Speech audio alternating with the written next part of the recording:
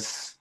Te mantuviste en el tiempo. Fue una presentación bastante aterrizada. Es un tema complejo que yo sé que si no lo han visto por primera vez, cuesta trabajo entenderlo. Mucha matemática que no nos gusta mucho y tratar de entender química. Pero realmente, pues este fue un hito importante en la interpretación del equilibrio ácido-base para los intensivistas en especial y digamos que su aplicación práctica ha tomado mucho tiempo en la medida en que no son fáciles de entender las fórmulas, pero conceptualmente sí es muy importante entender que las variables independientes son los marcadores importantes. Una de las cosas que confundíamos mucho los médicos a través de los años fue entender la diferencia entre algo que marca una enfermedad y algo que causa una enfermedad. Y Stuart lo puso desde el punto de vista práctico en el concepto de las variables dependientes e independientes para entender claramente qué era lo que teníamos que revisar y qué era lo que no era tan importante o era más secundario para que no buscáramos solucionarlo de forma directa, sino que buscáramos las causas y fuéramos hacia atrás. Hoy en día están todas muy mezcladas, ustedes ven que todas parten de lo mismo, digamos, la teoría clásica sigue estando inmersa dentro de la teoría de Stuart, la base exceso se puede interpretar desde todos los componentes, la aparición del anion gap ayudó mucho a que la teoría Stuart tuviera más sentido, pero luego Stuart lo puso de forma individual, nos rescató otra vez la importancia de no pensar en quién es el que aporta el hidrógeno o quién es el que puede aportar el hidroxilo, porque eso es el agua y está ahí todo el tiempo, entonces es más importante pensar en neutralidad eléctrica, en conservación de masa, que el CO2 y el bicarbonato a la larga son marcadores de lo mismo, simplemente hay que interpretarlos en algún punto, el otro simplemente es dependiente del movimiento, y eso pues ha hecho que creo que cada vez hacemos diagnósticos más finos de equilibrio ácido-base y eso nos ha permitido ayudar a entender a nuestros pacientes.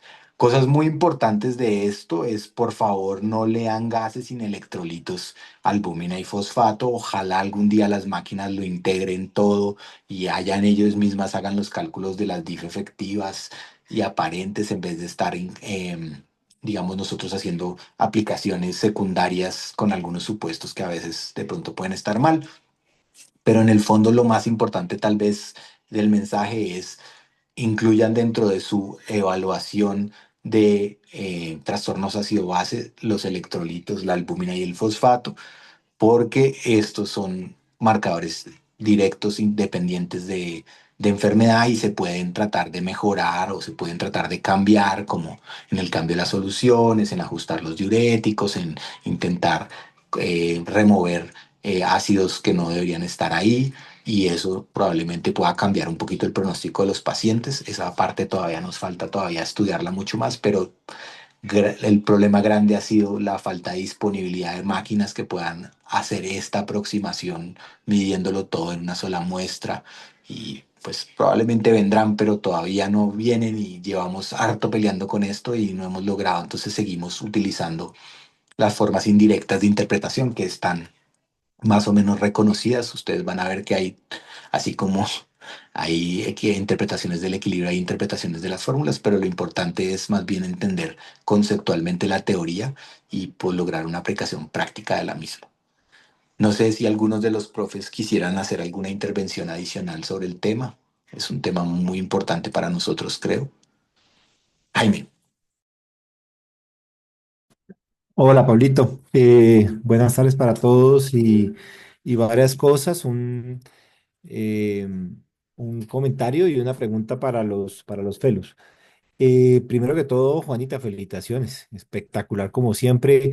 Resalto mucho ese mensaje de Pablo de cómo te ajustaste al tiempo, que era un reto grande que teníamos y lo lograste hacer muy bien con mensajes muy claros y muy contundentes. Entonces, excelente, Juanita. Me gustó muchísimo esa parte que le diste de aplicabilidad clínica, porque gracias a la teoría de Stewart hemos aprendido muchos otros repercusiones que tienen los cristaloides y los coloides sobre particularmente el equilibrio ácido-base y las consecuencias sistémicas. Y ustedes saben que lo que más hemos intentado investigar y buscar es ese impacto en el endotelio. Pero yo tenía un comentario y una pregunta muy de la línea de lo que Pablito estaba mencionando, y es que a mi modo de ver, digamos, la teoría de Stewart, una de las cosas, o Stewart, como quieran, una de las cosas o de los mensajes más importantes es que nos ayudó a entender que el pH es una variable que depende. ¿Depende de qué? De la diferencia de iones fuertes, del CO2 y de los ácidos débiles, en donde fundamentalmente la albúmina y los fosfatos son protagonistas. Entonces creo que ese es un mensaje muy grande. El segundo, que estamos incorporando en el equilibrio y en el análisis de esos gases los electrolitos, como muy bien Pablito lo estaba mencionando, y cuando nos aproximamos a una diferencia de iones fuertes, hemos entendido que el cloro no es un invitado de piedra, que es un anión, que tiene repercusiones importantes en toda nuestra economía sistémica y que definitivamente la hipercloremia, sobre todo en, digamos, en grandes dosis, en grandes cambios, en periodos cortos de tiempo, impacta de manera sistémica al ser humano en términos hemodinámicos, tanto de la macro como de la microcirculación. Entonces creo que es muy importante tenerlo en cuenta. Eh, Ese era como el comentario y la pregunta que me gustaría hacerle pues a los fellows y siéntanse la libertad de levantar la mano y contestar es el enfoque y la aproximación que muy bien nos hizo Juanita, nos permite entender muy bien el equilibrio ácido-base, mucho hacia un componente metabólico, ¿cierto? De acidosis y alcalosis. Pero, pero desde el punto de vista de oxigenación, porque no se mencionó para nada oxigenación, ¿cómo podemos aplicar la teoría de Stewart en un paciente que está con disoxia tisular o con hipoxia tisular? ¿Cuál es, desde un punto de vista de la teoría de Stewart, cómo puede explicarse la hipoxemia de un paciente en un escenario como el que Juanita presentaba de sepsis o que tiene una neumonía y que está hipoxémico? Desde el punto de vista de la teoría de Stewart, ¿cómo podríamos explicar esa hipoxemia? Es como la pregunta que les tenía a Pablito. Muy interesante, adelante muchachos.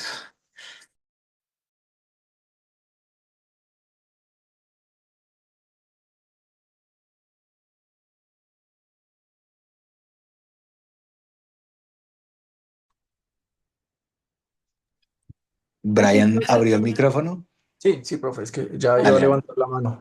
Pues, profe, yo lo entendería o como entendí un poco el concepto inicial de Stewart, la evaluación del pH en diferentes compartimentos y cómo parte de lo que deja escapar la teoría clásica que trata de incorporar él es como el balance justamente de estos iones fuertes que son los que pueden cambiar intercompartimentalmente, tanto en el componente intracelular, extracelular e intersticial, son los que determinan el pH de forma diferente.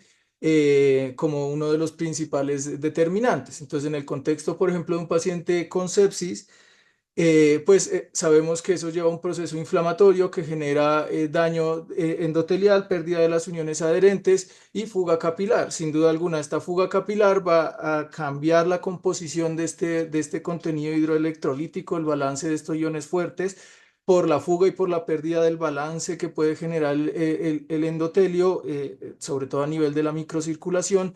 Y esto es lo que me va a condicionar el edema intersticial, cambios en esa respuesta de ionización del agua, generando cambios en el pH local, tanto del intersticio como intracelular, y eso favorecer el daño de toda la cadena de electrones, el daño celular y pues todo el daño hipóxico asociado, no solo al componente del edema que condiciona un menor transporte de oxígeno, sino ese cambio intrínseco del pH a nivel celular que pues condicionaría una disoxia como tal y disrupción de la cadena de electrones.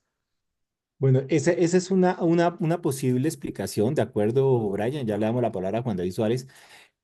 Porque al final lo que tú estabas intentando explicar es que en un fenómeno inflamatorio que los tenemos todos los días en terapia intensiva y el modelo siempre de análisis y estudio de sepsis, pues claro, vas a tener el fenómeno que ya hemos hablando un rato y lo hemos discutido aquí en ese escenario de succión intersticial, ¿cierto? En donde toda esa inflamación altera un poquito matriz extracelular y se jala un poco el intersticio y ese edema lleva a hipoxemia, ¿de acuerdo? Pero de pronto la pregunta no va dirigida hacia allá. De pronto la pregunta más específica puede ser qué relación tendría la hipoalbuminemia con la hipoxemia, por ejemplo. No sé si Juan David va a mencionar algo de eso. Adelante. Buenas tardes a todos. Juan David Suárez de la Universidad de La Sabana. Pues realmente, basado en lo que leí de la teoría de Stewart y el daño en el transporte de oxígeno, algunos autores que complementaban esa teoría lo hablaban desde un punto local, que fue lo que nos compartió Brian, y digamos que quería adicionar, no sé, los efectos del pH y la alteración de la curva de disociación de la hemoglobina, que tienen alteración tanto en el transporte de oxígeno y en el CO2. Directamente en la albúmina no tengo nada adicional, profe. Ah, pero por ahí es, Juanda, por donde la estás enfocando es como lo que quería hacerlos llevar a que lo pensaran. Y es que una de las cosas más importantes que mencionó Juanita es que esa baja albúmina contribuye a la alcalosis metabólica porque es un ácido débil, ¿cierto? Que actúa como buffer.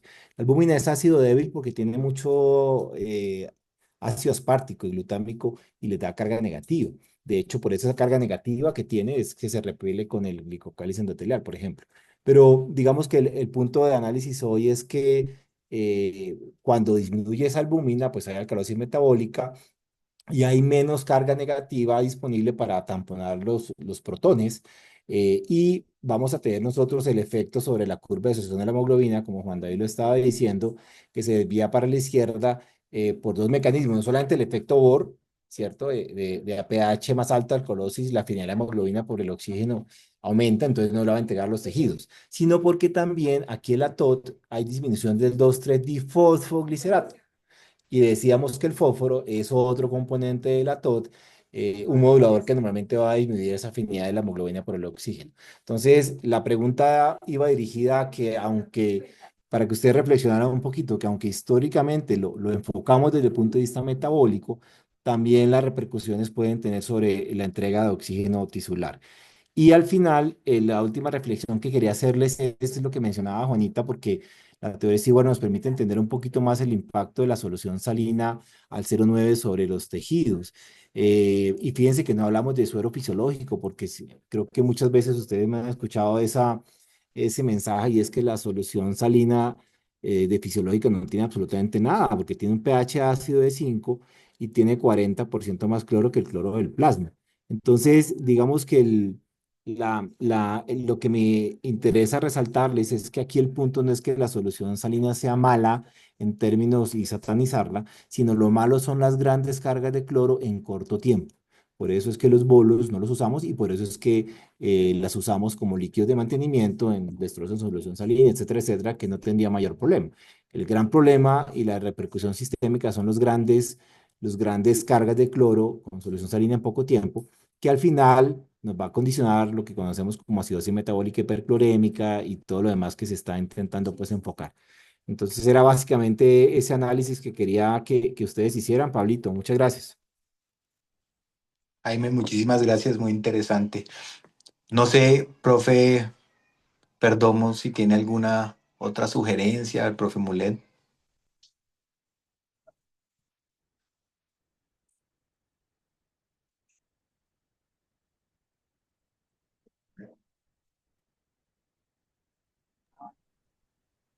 Gracias, Pablo. Yo quiero eh, felicitar a Juanita por la presentación. Me parece que hizo un gran esfuerzo para tratar de plasmar de una manera didáctica, concisa y completa la teoría de Stewart, que pues, sigue teniendo una vigencia realmente muy importante en la aproximación de las alteraciones de ácido base en cuidado crítico.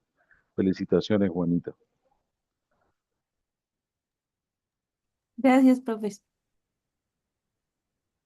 Gracias, profe. Profe Perdomo, ¿quiere? Ahí está. Ah, no, bueno, buenas tardes a todos. Gracias por el acompañamiento, por la compañía de los demás profes. Yo pues quiero felicitar a Juanita porque realmente este tema no es tan fácil de explicarlo y creo que ella hizo un gran esfuerzo y muchas dudas de las que aún muchos de nosotros tenemos, creo que logró irlas podando, no es una teoría tan sencilla porque tienen muchos parámetros y ver cómo año a año, pues la facilidad de medir ciertos componentes de la composición corporal mm, se van haciendo más frecuentemente, pues hace que los cálculos no sean los mismos que hace unos años. La realidad es que hace 30 o 40 años, todas estas acidosis hiperclorémicas, sin esta aproximación, se asumían que eran acidosis lácticas y terminábamos viendo cómo los pacientes, en vez de hacerse una aproximación adecuada, se terminaban era diluyendo cada hora más en soluciones salinas.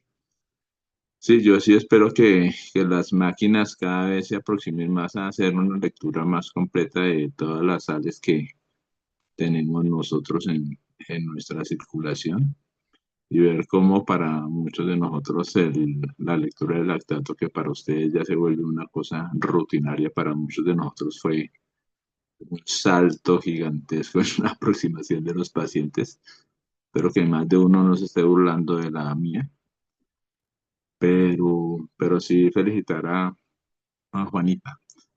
La teoría de Henderson, pues es como más sencilla, más fácil, pero yo sí les sugiero que aprovechen todas las tiritas de gases que tienen para hacer la aproximación por ambas vías y darse cuenta que muchas veces con Henderson se nos pasan algunas alteraciones y volver a insistir. Hay componentes como son los niveles de albúmina y medición de fosfatos, que son cosas que no hacemos tan rutinariamente, pero que desde mi punto de vista deberían ser parte del seguimiento de los pacientes en estado crítico y en el análisis del estado si va a ser empezarlos a considerar para hacer una aproximación más cercana a las necesidades de nuestros pacientes.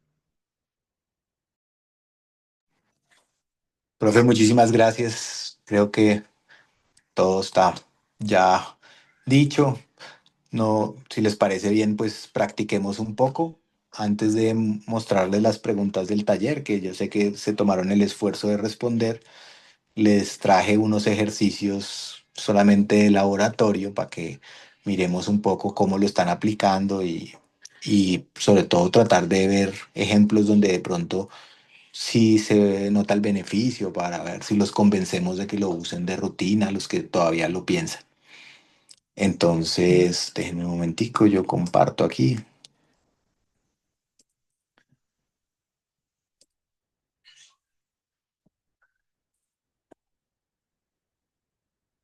¿Ven ahí mi presentación? Sí, señor.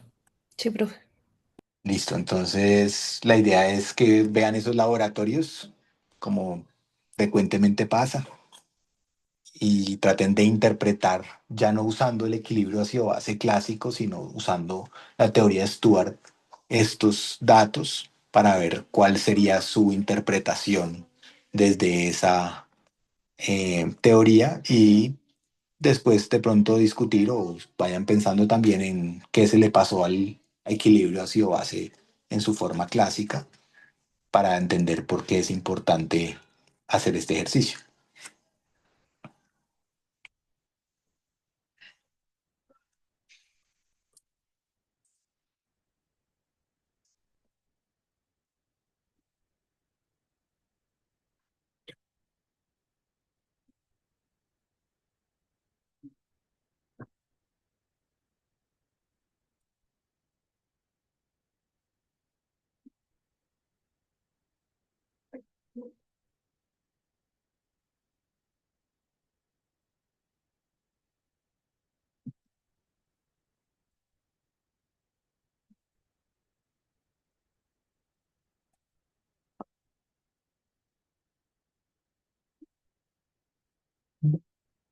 Y que ya tenga una respuesta o se anime a interpretarlo en vivo y en directo sin tanto cálculo, adelante.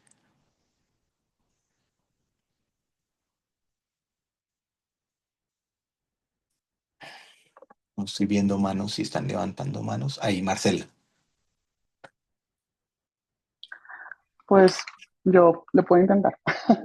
Entonces, de entrada tenemos que buscar, bueno, miramos con el paciente que tiene acidosis con un PCO2 elevado, entonces eso nos dice que tiene una acidosis respiratoria, eh, ¿cierto? Luego, entonces, Ahí meto la cucharada. hacemos, Eso ahí acabas de hacer es Henderson Hasselbalch, no Stuart, ¿no? Stuart no hace eso. bueno, sí, no, pues primero, pero miramos el CO2, ¿no, profe? Y el CO2 sí nos habla Sí, de, sí. El CO2 pues, de lo un puedes proceso interpretar, pero sin el respiratorio. pH. Acuérdate que el pH para Ah, Stuart es dependiente. bueno, sí, entonces nos habla de un proceso respiratorio, ¿cierto? Con el CO2, Correcto. que está elevado. Luego, entonces nos vamos a calcular el DIF aparente del paciente, ¿cierto? Que es el sodio menos el cloro, ¿cierto? Que en este caso me da a 42, ¿sí? ¿Estoy bien? No sé si estoy haciendo bien las cuentas así rápido. Sí, 30, Eh, 42 está perfecto. 42, ¿cierto?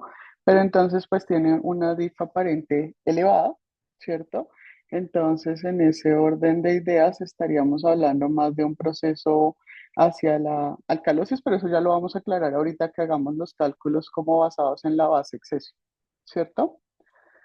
Entonces, la primera pues sería calcular la base exceso con base al DIF, entonces sería eh, la base exceso que está en -2, ¿cierto?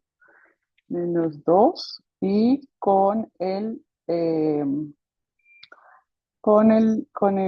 la diferencia de sodio y cloro que me había dado en 42, ¿cierto? Entonces sería -42, eso sería -44.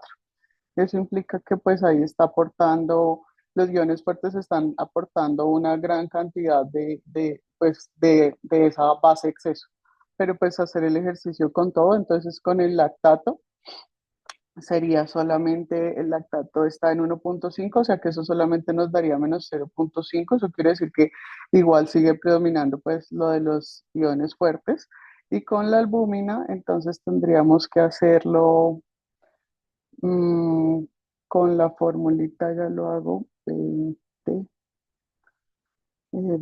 42 menos 20, eso me daría 22 por 0,25, eso me daría 5,5, que sería lo que estaría amortiguando el ejercicio.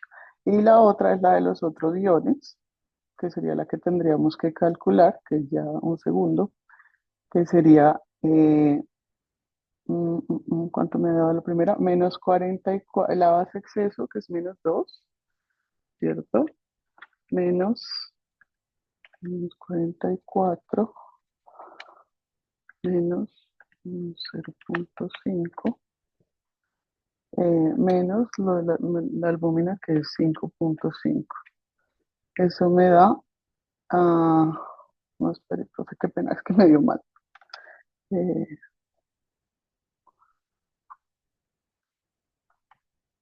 esto.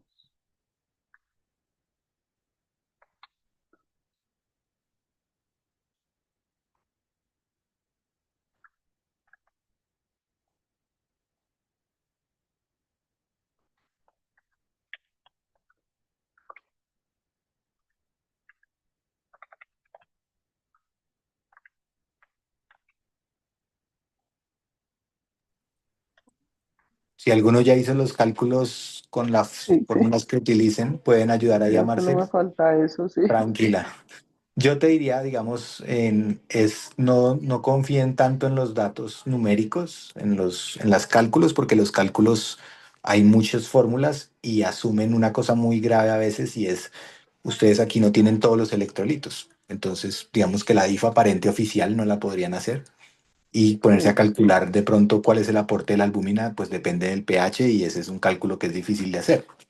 Entonces, en general, más que el ejercicio de hacer los cálculos matemáticos que los pueden hacer si los tienen a mano, traten más bien de interpretar como desde el punto de vista de Stuart lo que están viendo como normal o anormal con lo que ustedes tienen en su cabeza y después si quieren lo confirman con sus datos, pero es más fácil primero aproximarse con lo que estás viendo numéricamente grande y después vas mirando lo demás. Entonces tú dices, yo veo un CO2 alto, que ya lo dijiste, ¿cierto?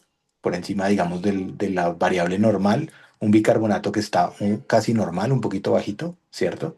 Y una albúmina baja con un lactato normal. Entonces, eso, ¿cómo lo conjugo en la teoría de Stuart? Y así no te enredas tanto con los valores. Gloria, ¿te salió al rescate? Adelante, Gloria. No sé si al rescate, profe, pero bueno, yo hice más o menos una aproximación así. Saqué la DIF con el cloro, el lactato, el sodio, y con eso a mí me dio una DIF de 40. Después traté de sacar como cuál era el aporte de cada Ahí va uno una de... pregunta para todos, aprovechando que Gloria ya hizo la esta, es, ¿qué hago con los electrolitos que no están? Por ejemplo, el potasio debería estar, que típicamente está y no sé por qué no quedó. Esa máquina está como rara, pero digamos los otros, calcio, magnesio y esas cosas, los asumo como normales, los quito, ¿sí? Porque parte del problema de la interpretación de los rangos de referencia tiene que ver con qué están metiendo en la fórmula. Entonces, la diff clásica que están usando la mayoría para eh, hacer interpretaciones rápidas, solamente se usa sodio, potasio y cloro, ¿sí? Si ustedes le meten lactato, enredan la pita, porque entonces ya el punto de referencia que tienen en su cabeza se va a mover. Y es simplemente porque no saben cuáles son los datos. Si ustedes, por ejemplo, hicieran el ejercicio de poner valores normales y meter todas las diff aparentes a estos valores, les daría algo así como 50 de diff. ¿Sí? Entonces tengan cuidado cómo utilizan la fórmula de diff que vayan a utilizar, ¿sí? Porque la clásica que ustedes cortan en 40 es sodio, potasio y cloro. Yo sé que la diff original, la de Stuart, tiene todos los otros datos, pero una cosa es la teoría en la cabeza y otra cosa es la aplicación práctica que van a usar. Lo mismo les pasa con las unidades de la albúmina, con que cómo midieron el fosfato, ¿sí? Tengan cuidado con eso. Adelante, Gloria. Sigue, perdóname. Sí, señor. Entonces quedaríamos como con 42, que quedamos con Marcela. Pero después pues me fui como al análisis de por qué esa base exceso está en -2, que uno creería quisiera comprobar si realmente tiene una alteración metabólica adicional a lo que Henderson Hasselbalch nos mostraría con lo que teníamos de datos con el pH y la PCO2. Entonces, rápidamente saqué como la contribución del cloro y del sodio a esa alteración a ver si alteraba en algo la base exceso, la de la albúmina y la del lactato. Y eso me dice que básicamente, eh, si uno va al sodio, incluso pues todos esos resultados dicen que no están moviendo básicamente la base exceso. Y esa es la respuesta que está ahí, pues que está dentro de límites normales. Hay otra de las consideraciones que por ahí lo dijo Juanita, que cuando uno encuentra que no tiene una contribución de esos metabolitos a la alteración o a una aparente alteración de la base exceso, quiere decir que tiene que buscar nuevamente si hay una contribución diferente, que en este caso sería del CO2. Y ahí nuevamente en Stewart da la consideración de que no esperaría que haya una alteración cuando hay una acidosis respiratoria aguda. Y ahí volvería a ver por el otro lado, pues ese pH y ese PCO2. Entonces, en conclusión, yo eso fue lo que le hice, por eso no sé si fue ayuda para Marcela o no. Con los valores que me da ahí, lo único que saqué como relevante es que la albúmina sí está intentando, como es de los que más ese descenso de la albúmina intenta un poco equilibrar el pH para tratar de disminuir la carga de ácido y pues que es congruente con el hecho de que tengo un pH en 7.25. Eso sería lo único que diría. Bueno, Glorita. Vea, si ven que, digamos que la aplicación práctica es un poco enredada. Por eso yo creo que tienen que ir a la teoría. Profe, perdón, ¿me iba a ayudar? Yo quería decir algo, profe. Adelante, Juanis.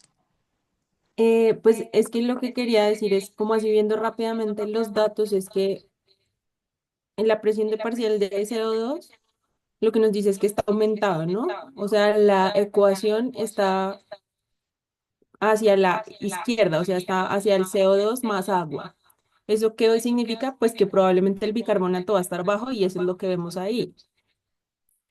Vemos que tiene una base exceso que podría estar dentro de lo normal, entonces eso nos hace pensar que a pesar de que tenemos una condición que nos puede llevar a acidosis, hay algo más que nos podría estar haciendo o contrarrestando esa alteración de la acidosis, y ahí es donde podría entrar la albúmina, que como está disminuida, nos va a generar disminución de los ácidos débiles y por ende nos va a generar alcalosis. Eso sería como mi interpretación así rápidamente sin hacer como las cuentas. No sé, y que pues podría no estar explicado tampoco por el lactato, que es un lactato que está normal, sino más por esa derivación de la fórmula de disociación del CO2. Muy bien. No, no, Marcelita no. volvió a levantar la mano.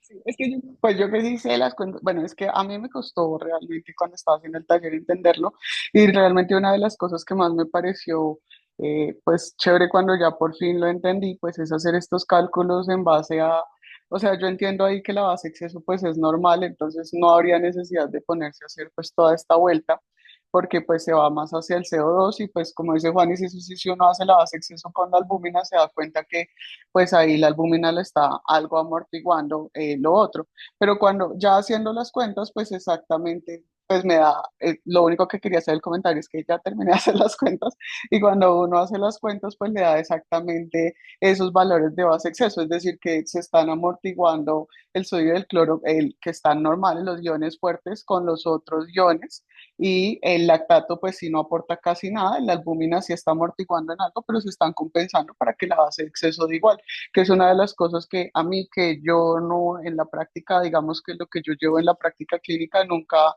había hecho estos cálculos y me parece súper útil entender cómo, o sea, al hacer las cuentas, por ejemplo, en los ejercicios del taller, entender cómo, como dice la teoría del de que todo está equilibrado y que pues que nada se pierde como en las leyes de la materia, pues aquí nada se pierde y todos los cálculos dan para que exactamente uno sepa qué es lo que está pasando y qué está compensando qué.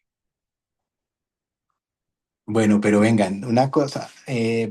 Profe Perdomo la abrió el micrófono, profe Jaime también, Sí, y también quiero sí, decir, sí. pero bueno, digan ustedes primero.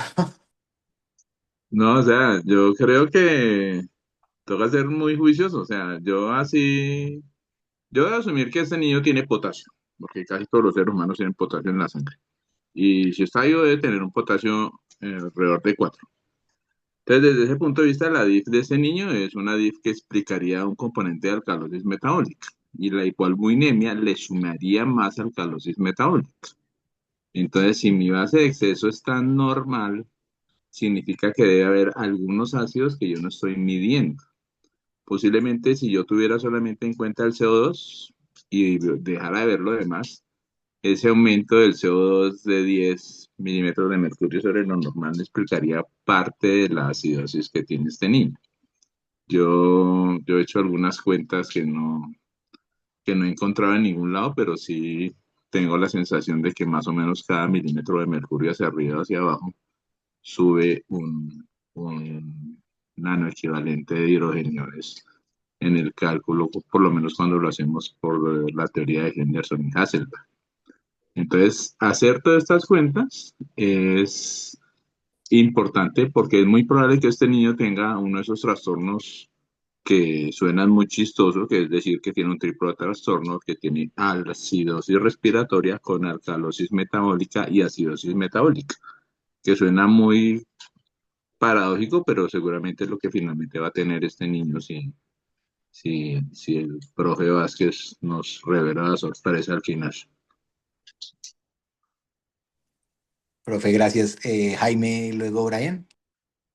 Sí, no, iba a hacer un pequeño paréntesis, si no, porque ya me voy a tener que retirar, no opinar del caso, sino de pronto plantearle a Iván una teoría de por qué el citrato pues puede en un momento dado favorecer la cálculo metabólica e Iván, tengo que reconocerte en público que esto me lo enseñaste tú hace 26 años. Y cuando rotábamos con Iván, recuerdo mucho una frase que él usaba y es que Maya ahora los está confundiendo con esa teoría de Stewart Mass.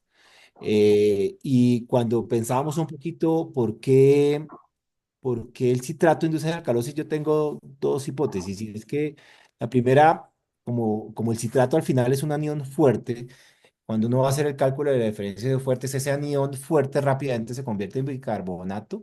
Entonces es como si disminuyera los aniones fuertes y eso aumenta la diferencia de iones al final, porque está disminuyendo pues el que sustrae. Em, y desaparece muy rápido. Y la segunda teoría que tenemos es que muchos de estos niños que tienen terapia de soporte renal continuo tienen alteraciones en su volumen de distribución porque tienen una menor cantidad de ácidos no volátiles como la albúmina. Entonces, al estar bajita la albúmina, pues se magnifica un poquito el efecto de aumento de la diferencia de iones fuertes porque se pierde un poco esa capacidad de tampón del plasma.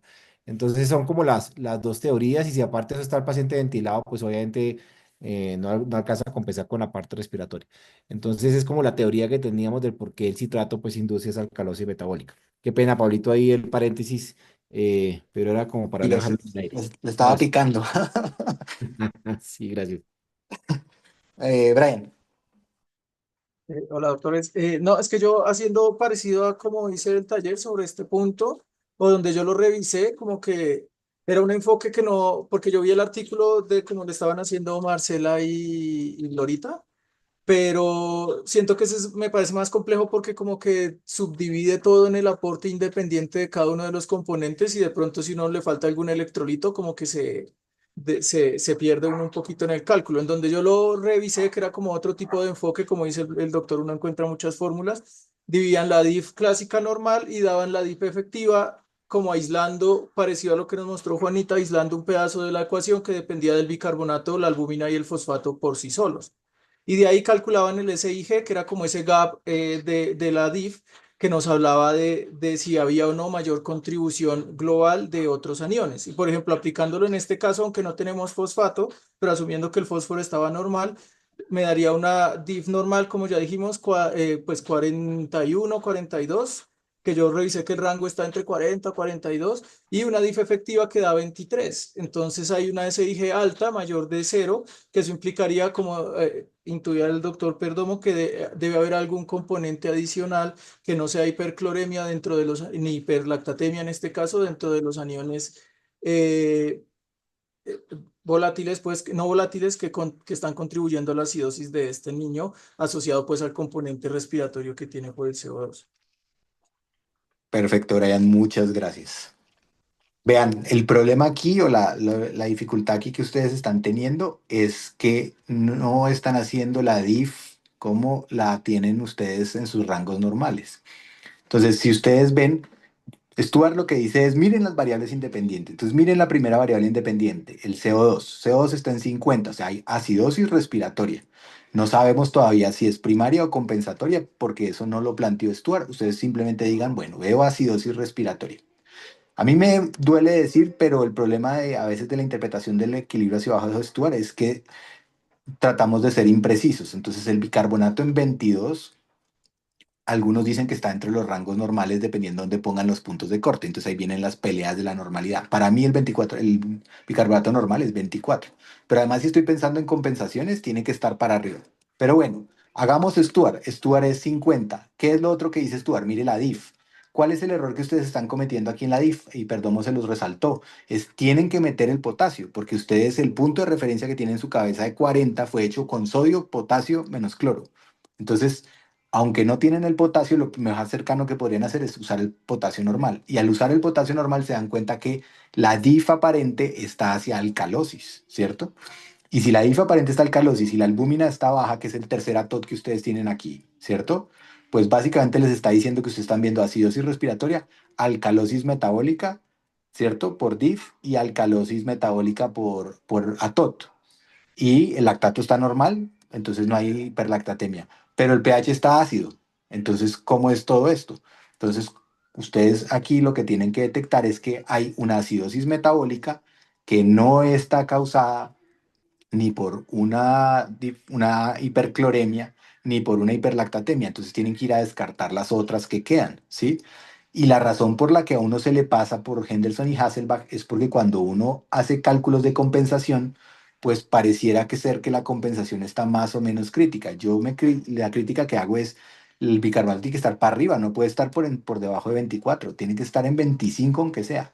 Esto ya me decía que había otra acidosis metabólica ahí, yo la hubiera detectado por Henderson y Hasselbalch, pero eso también depende de cómo uno lo maneje. Y miren que las fórmulas son enredadas para el cálculo por eso, porque todo depende de los supuestos que estén usando, qué variables hay que incluir y qué no, y de todas maneras pues tienen errores, ¿sí? Yo, por ejemplo, había hecho, y creo que, espérenme, les muestro la que yo había hecho por acá. Yo había hecho mi anion gap corregido que me daba 25, que me decía que era una acidosis de anion gap alto, ¿cierto? La DIF aparente me quedó en 42, ¿cierto? Y el DIF efectivo que yo hago simplemente como la versión de corrección de albúmina por el DIF aparente, me dio 37, ¿cierto? Para mí aquí hay una acidosis respiratoria y metabólica, y la albúmina baja estaba enmascarando la acidemia, y por eso no se veía tan claro. Entonces, ojo a esas interpretaciones, no estoy diciendo que la mía sea correcta, simplemente es, tengan cuidado, piensen en estudiar siempre en las variables independientes y miren las independientes. Los oí decir que la albúmina bajó como buffer, no, la albúmina es sola, ¿sí? La DIF, o sea, los iones fuertes son solos y el CO2 es solo. Miren cómo se comportan esos tres y en relación a eso interpreten si quieren mezclar de Henderson y Hasselbalch o no, pero tengan cuidado solamente con el uso de las fórmulas porque aquí cometieron un error importante que era asumir que el potasio es cero. Claro, más o menos es solo un ejercicio, no tenían que, me interesa más el proceso que el resultado. Aquí les traje otro, sí estamos bien de tiempo, sí. Ensayen cómo harían este. Profe, yo tengo una pregunta antes. Dale, ¿Sería, dale. sería correcto pensar, si uno no tiene todos los valores por X o Y motivo, que si los cationes tienden a la normalidad, algunos, los demás igual? Y así, No, es que esa es la u- dificultad. Míralo y verás, cuando haces el diff, o sea, desde el punto de vista del punto de corte del diff de 40, que es como ustedes tienden a interpretar la diff, si ustedes empiezan a meter los valores que originalmente puso Stuart, el lactato, el calcio y eso no da 40. Miren, hagan el ejercicio de hacer cuánto da eso cuando estén en valores normales. Y vas a ver que por qué te digo que la interpretación ahí tendría que cambiar, tendrías que poner otro punto de referencia en tu cabeza. listo, Doc. Pero muy buena pregunta. Sí, y el día que podamos medir todos los cationes y los aniones, pues nos va a tener que dar una I de cero. Sí, así es.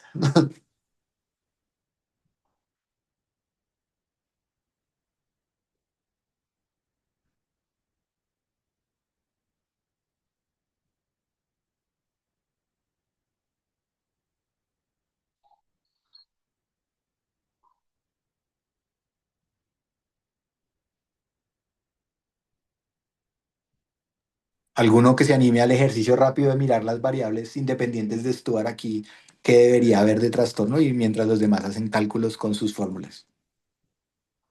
Recuerden que el potasio está normal.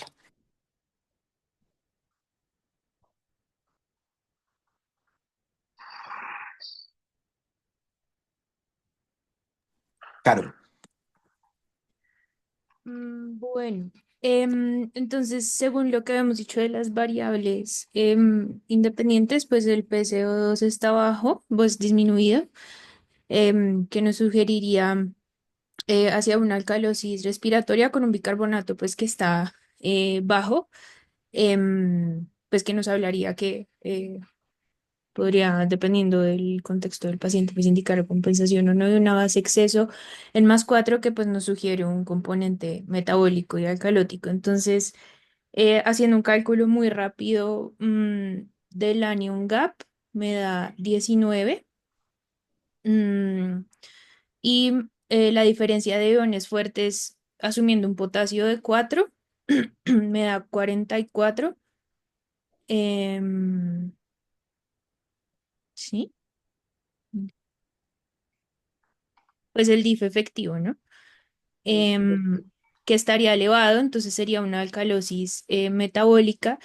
Y si fuéramos a ver la TOT, pues que no tenemos el fosfato, pues no está reducida, entonces digamos que no estaría contribuyendo a la alcalosis. Entonces tendríamos una alcalosis con hipocapnia y un SID efectivo elevado. Sería entonces una alcalosis respiratoria como con un leve componente metabólico, de pronto secundario a que igual el SID efectivo está elevado.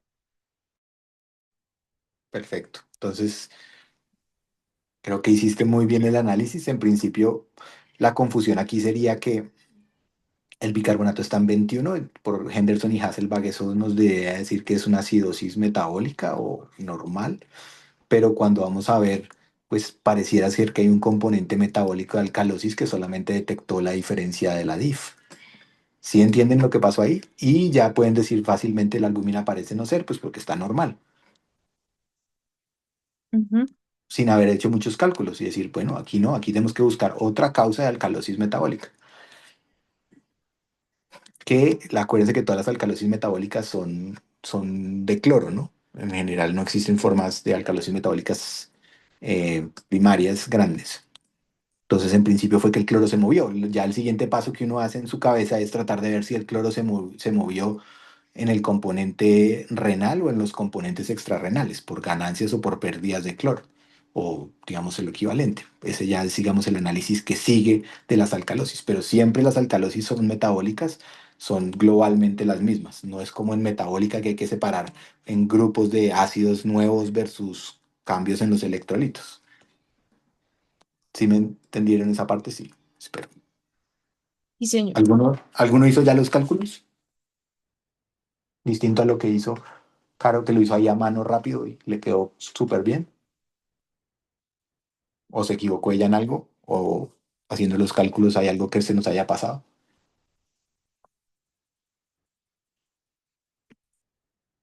Entonces miren que aproximándose, mirando las variables independientes, uno se aproxima bastante bien. No se le pasan tanto las cosas. Entonces yo he hecho el cálculo con mi poca entendimiento de las fórmulas y hablé de una alcalosis respiratoria primaria y una alcalosis metabólica oculta. Y realmente quien me dio la pista fue tener la diferencia de iones fuertes elevado, porque si no, no lo hubiera podido entender. Obviamente la base exceso también ahí él me daba una pista a los que les gusta base exceso. Último, y ya si quieren hacemos los del taller si nos alcanza el tiempo. Me gustaría que alguien lo hiciera también así a capela, sin hacer cálculos.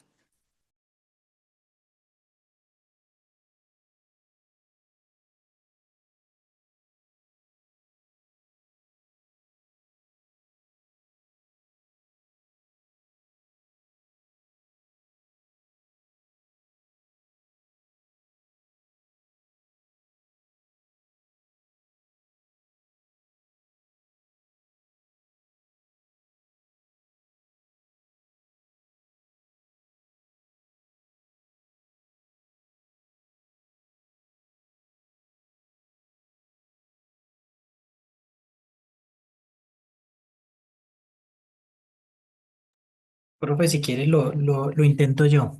Dale, dale, dale. Entonces, No hay por solo el las modelo, dudas.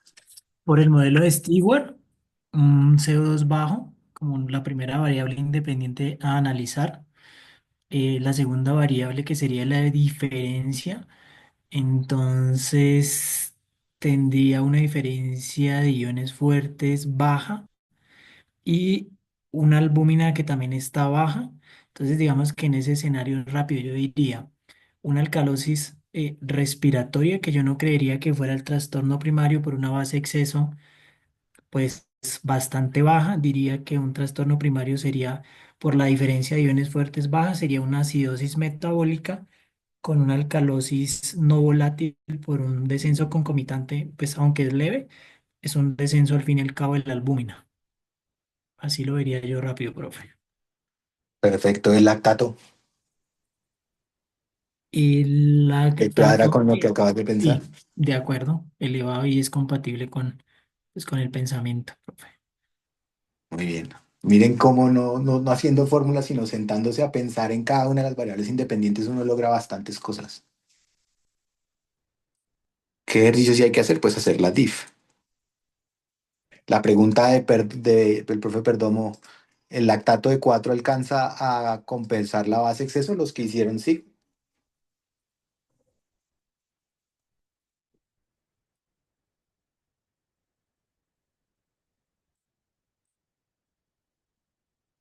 Uno menos 4 3. 3 de la base exceso.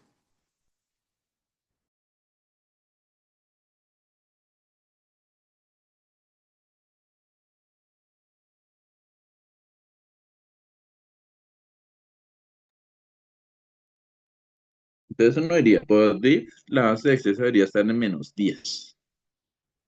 Por albúmina, entonces me ahorraría unos 3. O sea, bajaría como hasta 7. Pero con ese lactato, que es un ácido que le suman 4, entonces subiría a 11.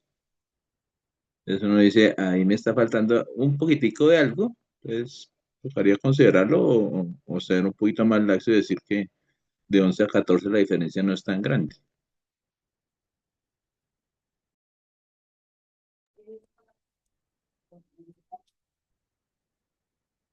Entonces aquí está el resultado, acidosis metabólica mixta, ¿cierto? Porque hay hipercloremia que contribuye al efecto, pero también el lactato, que fue un poco lo que hizo también Ryan. Y el profe Perdomo acaba al calcular y les dice ahí 3 ahí que de pronto hay que explicar con otra cosa. Miren cómo en el esquema clásico, pues probablemente también hubiéramos llegado parecido si somos juiciosos, si le agregamos obviamente anion gap, si no, no quedaríamos incompletos. Bueno, ya no los molesto más con Pero en ejercicios. el esquema clásico le hubiéramos achacado un componente de acidosis respiratoria, porque el CO2 esperado para ese bicarbonato creo que Da me como parece que debería ser un 20, poquito más bajito, 95, como sí, 26 tal vez.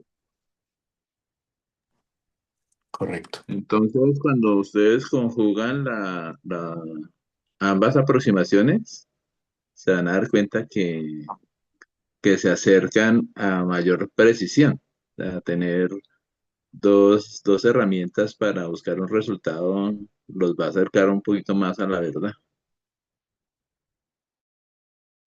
si es que la verdad existe. Y que nos falta el componente dinámico, que nos gusta pensar mucho en estático. Bueno, ¿quieren resolver las del taller? Juanis, las tenías creo que en la presentación.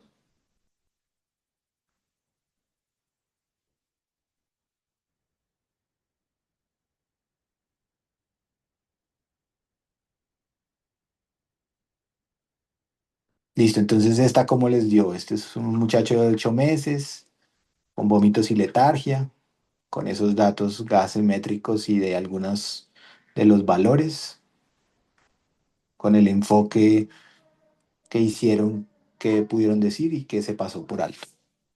Tal vez rápido porque estos son parecidos en los ejercicios.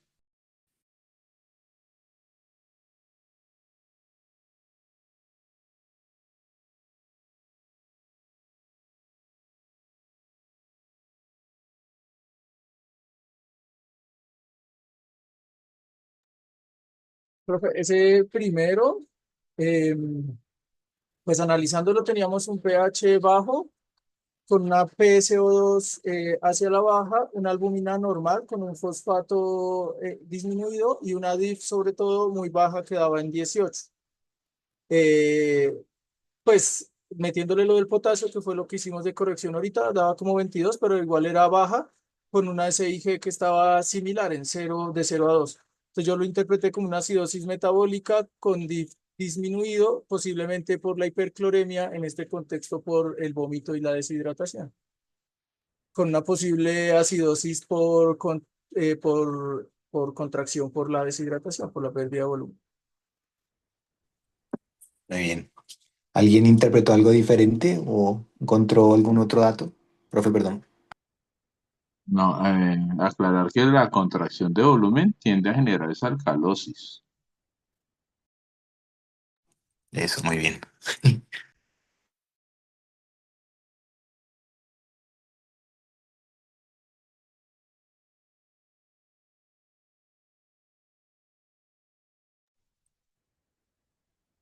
¿Todos lo mismo? Vean, ¿está correcto?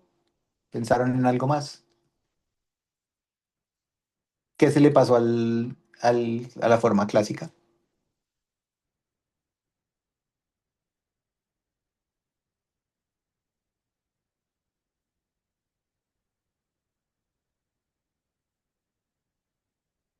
¿Cuánto es el CO2 esperado del bicarbonato de 10? Entonces esperaba me dio en 23, 23. más o menos 2. Entonces, pues yo había puesto, sí que si uno se iba por la Henderson Hasselbalch, pues tendría era una acidosis mixta, ¿no? Correcto.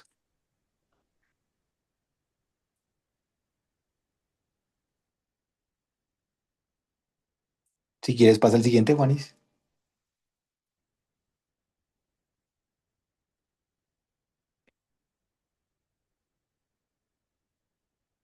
En este,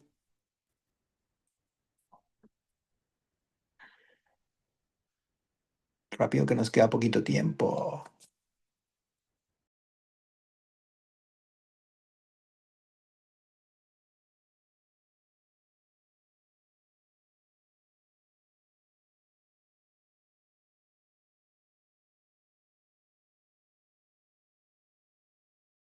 Claro.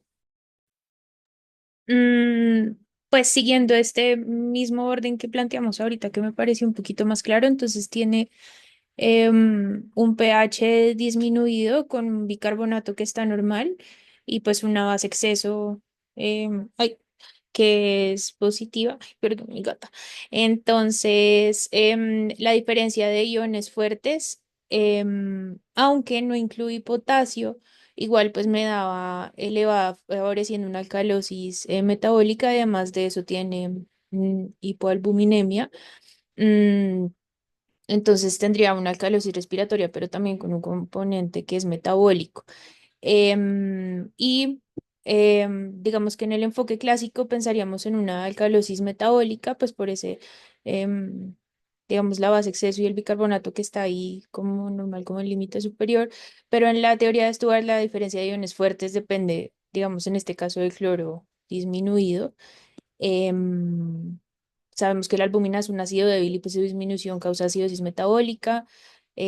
Podemos tener una alcalosis respiratoria también por hiperventilación asistida. Y yo había planteado también una alcalosis metabólica secundaria a que tenemos un cloro pues que está algo disminuido y hipoalbuminemia que amplificaría en la alcalosis respiratoria. Wow, la hipoalbuminemia genera alcalosis metabólica. Bueno, la albúmina es un ácido. Entonces, cuando ustedes tienen disminución de un ácido, ustedes tienen que tener alcalosis. No, no, a veces uno se confunde porque pues uno asume que un paciente hipoalbuminémico está muy malito, entonces tiene que tener acidosis. No, pero el componente en Stuart de la albúmina es albúmina baja, alcalosis metabólica. Albúmina alta, acidosis, pero eso es un escenario que muy excepcionalmente vemos. Este niño debe tener algún ácido significativo que no estamos viendo porque por diferencia de iones fuertes da un número grande, 48 por ahí, que eso me generaría una base de exceso de más 8. Más la albúmina, que está a 2 gramos por debajo, sería como 13. La base de exceso, yo analizando los iones fuertes y la albúmina debería estar en más 13. pero tiene solo tres. Entonces, para que eso esté sucediendo, debe haber alguna fuente de ácido que yo no esté midiendo, pensaría yo. Gracias, profe. Entonces, importante incluir todo dentro del análisis, porque digamos que una alcalosis mixta no explicaba la base exceso, ¿no? Uno esperaría que estuviera mucho más alta. Y el tercero, Juanis.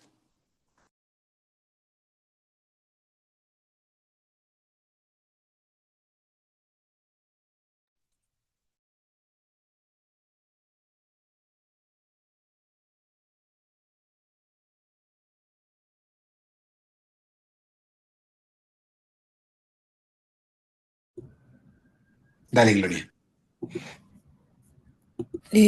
Bueno, yo en este hice la DIF, está en 34, pues asumiendo un potasio normal, que en este niño que parece que tiene una cetoacidosis, pues ahí arriesgando a poner un 4 en ese potasio. Pero bueno, si uno hace el aporte que da cada uno de los componentes a la base exceso, no lo alcanza a explicar porque la alteración sodio-cloro hace 18, bueno, hace, perdón, 3, el lactato 2 y la albúmina por su parte pues va hacia abajo, con eso compensa como 1,75, pero quedan como 14,75 de esa base exceso que tocaría buscar algo que no medimos. Y si uno va y lee el caso clínico, pues pensaría que son ácidos que no medimos normalmente, como lo que se produce durante una cetoacidosis. Perfecto, muy bien. Bueno, espero que hayan disfrutado los ejercicios, que hayan tratado de incorporarlo, no se angustien si todavía no les queda tan claro. Hagan el ejercicio de hacer esto que hicimos, aplicaciones prácticas, mirando las variables independientes, la base exceso, y con eso deberían encontrar la mayoría de las dudas y los trastornos. Tengan en cuenta los valores normales basados en qué fórmula utilizan y integren toda la información y van a ver que les va a ayudar un montón. No sé, profe, perdón, ¿algún tip final? No, ejercitarse, ¿sí?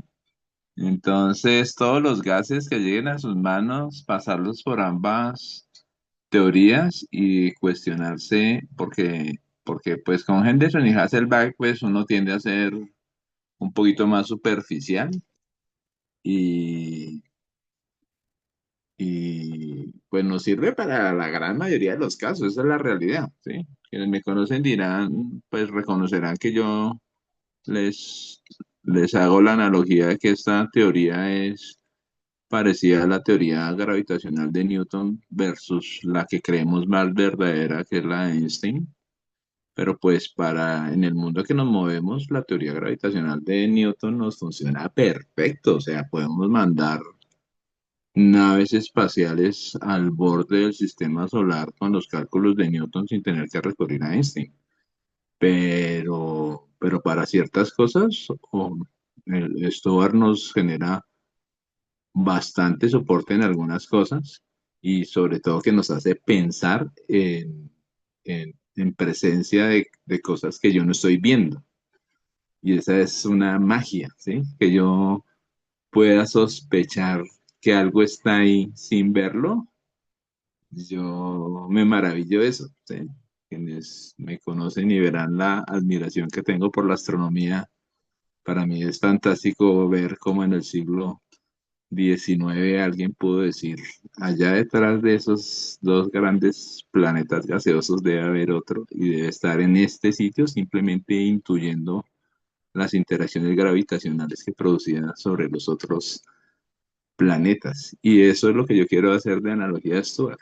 Cuando ustedes hacen y desglosan las fórmulas, dirán, aquí me está faltando un ácido o me está sobrando o algo está impactando en estos gases para que yo lo busque, porque en muchos casos eso es súper importante.